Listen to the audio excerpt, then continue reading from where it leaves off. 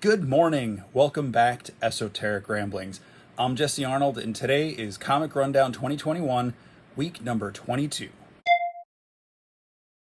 everybody, welcome back to the channel. It's Comic Rundown 2021, week number 22. We're almost halfway through the year, and it's June 2nd, and it is another big week of books, at least for my stack here. You gotta always love New Comic Book Day at the local comic shop. For me, that's where I work my part-time job at Comics Connection here in Mechanicsburg, PA. And so hopefully you make it out to your local shops or wherever you get your comics and enjoy all the goodness that is available to you today. I'll start off with a couple of new number ones. First up is from Boom Studios by Cullen Bunn, Jonas Scharf, and Alex Gumers. Basilisk or Basilisk, I'm not sure the way they want to pronounce it here. But yeah, this is a new number one. It's got a kind of sci-fi horror vibe to it. Definitely suggest picking this up. I really enjoyed this. Cullen Bunn, seeing his name on stuff is usually a good indicator that it's going to be at least well told, and I actually like this story. So I'm not reading a lot of horror things at the moment, so I'm going to continue giving this a check out as the next couple issues come out to see how this goes. But yeah, I liked it. Don't want to spoil it too much, but it starts off with a couple people coming into this small town. It looks like a rural mountain town, kind of like something here in Pennsylvania, and bad things start happening. And then there's a bit of a jump as you're trying to figure out what's going on. But yeah, I definitely recommend Basilisk, however you want to say that. That definitely brings up, creatures that turn you to stone. So we'll see how this plays out. Like I said, I'm not spoiling anything, but there's definitely some supernatural things going on. Like I said, it leans into the horror genre a little bit. Another new number one this week is from Black Mask Comics, and it is from writer Ryan Lindsay, artist Sammy Cavella, colorist Lauren Affey, lettering Jim Campbell, and the rest of the crew are on the inside cover. So, new number one from Black Mask called Everfrost. Again, another kind of sci-fi story, also a blue cover. Blue seems to be the color this week. Everfrost number one, set in I don't know if it's Earth or if it's some alternate world, but it's got that future, what's that word that's so popular? Post-apocalyptic, barren future, dystopian future world where everything's frozen over, and this scientist and her little creature, as they try to figure out what's going on with the world. It was a little confusing. This is one that might have suffered as I read through these fairly quickly to get through all my books so I could get this video up. Definitely have to go back and reread this. I enjoyed it, but I was very confused because there's lots of new terms and phrases that I didn't land fully for me. And again, I think that's because I was reading it too fast. But it was really cool. Really liked it, and I'm definitely going to check out where it goes. Okay, on to the main list. Now that the number ones are out of the way. Amazing Spider-Man at number 67, issue one part one of the Chameleon conspiracy story. This was pretty good. I enjoyed this. I kind of feel like everything in this series has been like one event almost to the next and never really settling into like a good single issue here or there. But it's good. I enjoyed it. If you like Spider-Man, there's nothing to not like about this issue. Batman Catwoman from DC's Black Label, issue 5. This series is kind of fizzling out for me. I think the art in it is fantastic, but the time spent kind of in the future with old lady Selina and all that is, I don't know.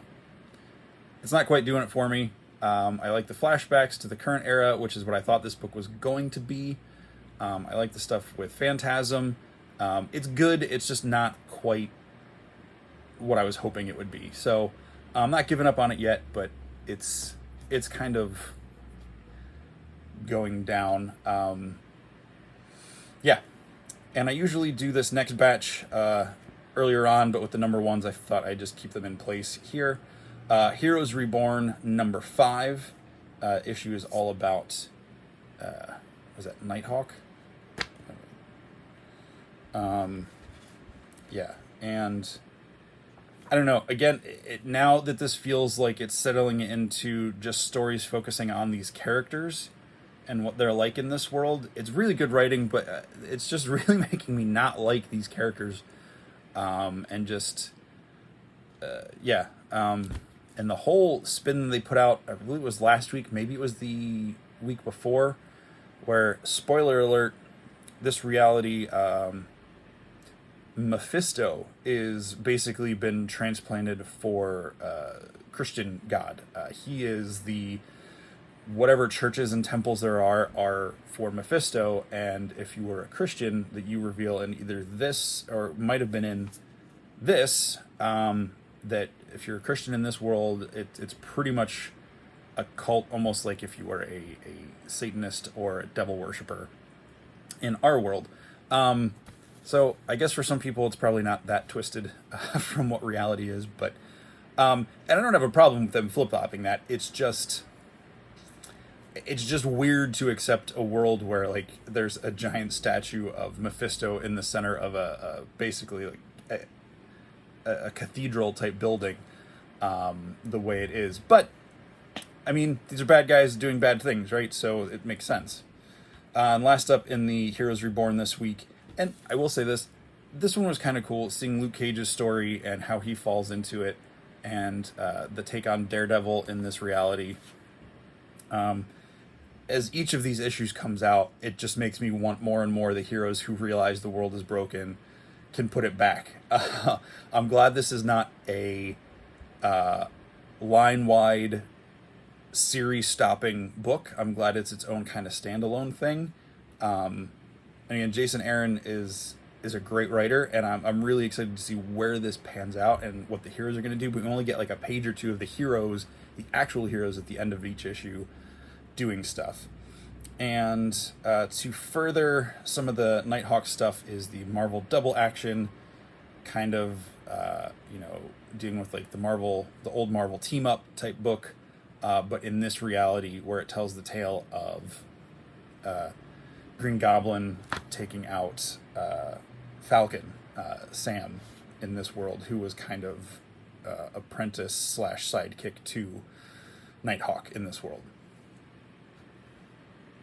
All right, moving on. Justice League number 62 from Bendis and crew. Again, I'm really loving the artwork in this book. I am actually really enjoying the story, going to Naomi's homeworld and seeing that reality. It was really fun in this issue. Hippolyta comes in to the Hall of Justice, and Flash realizes he made a mistake when he sent them to Naomi's world. So it kind of get a little bit of an explanation as to what's going on with the why their powers aren't working the way they're supposed to. Some of them are weaker. Black Canary seems supercharged. But yeah, really, really enjoying this series. This almost made it into my top 3 this week.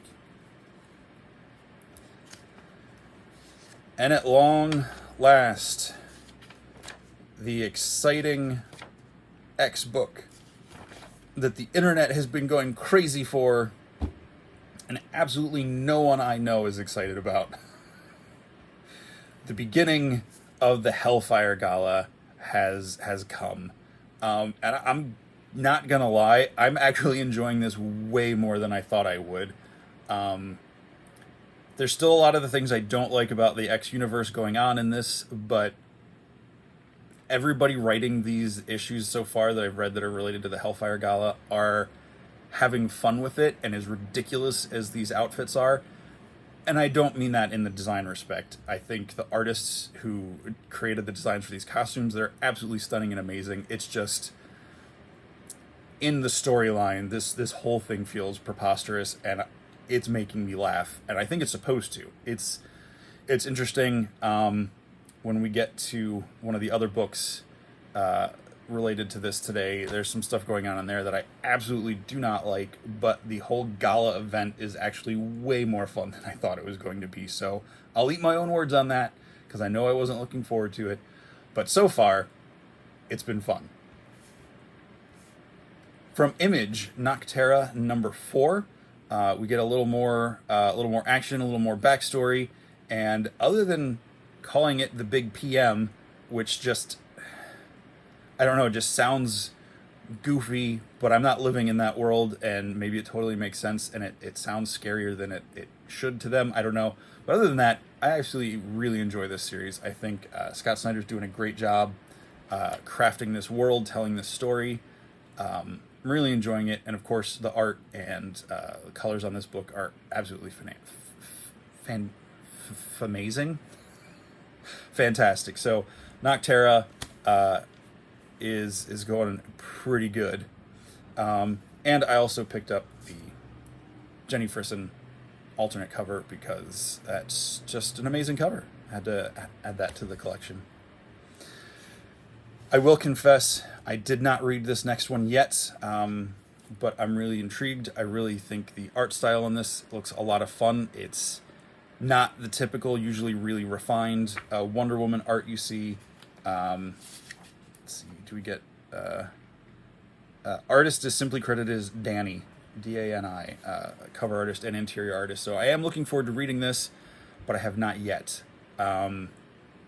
But yeah, so Wonder Woman, Sensational Wonder Woman #4 out this week as well. And now to X-Force 20, which is the Hellfire Gala issue I was referring to that had stuff in it I don't like because Beast is in it, and I absolutely cannot stand Beast in this iteration of the X-Men. He is vile and evil, and I cannot wait for people to stop him doing what he's doing. That said, they tie in some of the Terra Verde storyline. Probably the most fun in this is a surprise character that Wolverine has to deal with. I won't spoil that. I will warn you when we get to one of my last picks of the week, there will be a spoiler warning before I do any of the spoilers, but yeah. Alright, so that's it for the main rundown, and on to my cover pick of the week is Star Wars War of the Bounty Hunters #1, the oh goodness. I'm fairly confident in this knowledge, but I cannot find the information. Where are the details? Oh, come on.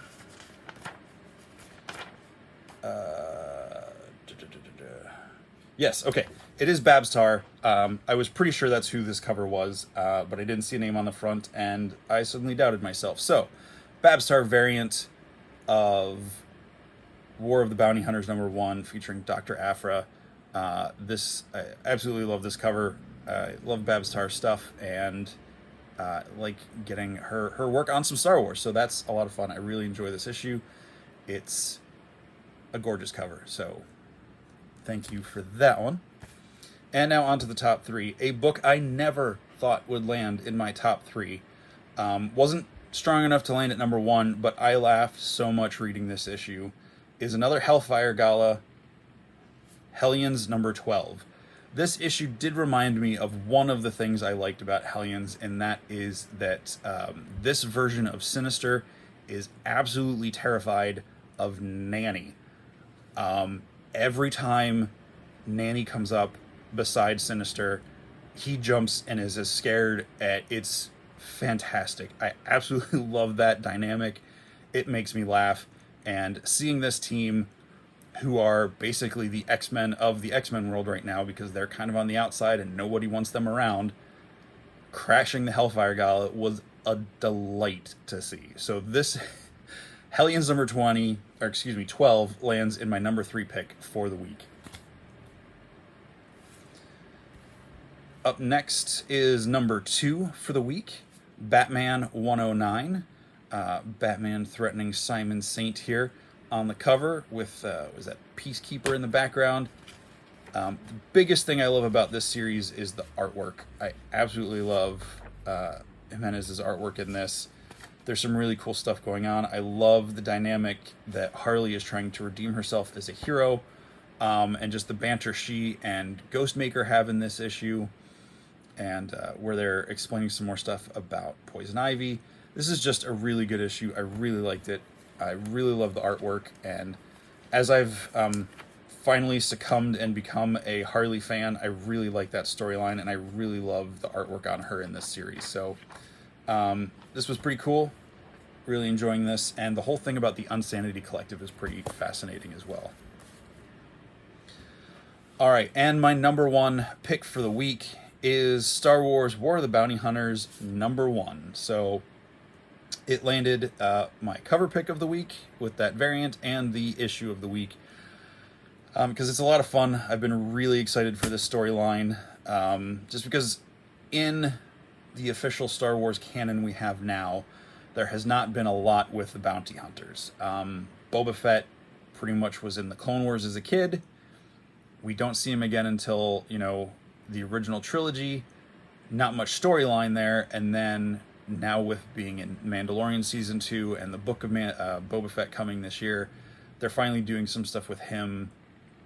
And he's been in the comics. He's been in the comics for the last couple of years as well, since they rebooted everything and trying to track down the rebel pilot who detonated the Death Star and everything. So I mean, there's been stories with him, but not so much with him interacting with a lot of the other bounty hunters. So getting to see 4 LOM, Bosk, and all of them play more into this has been really cool.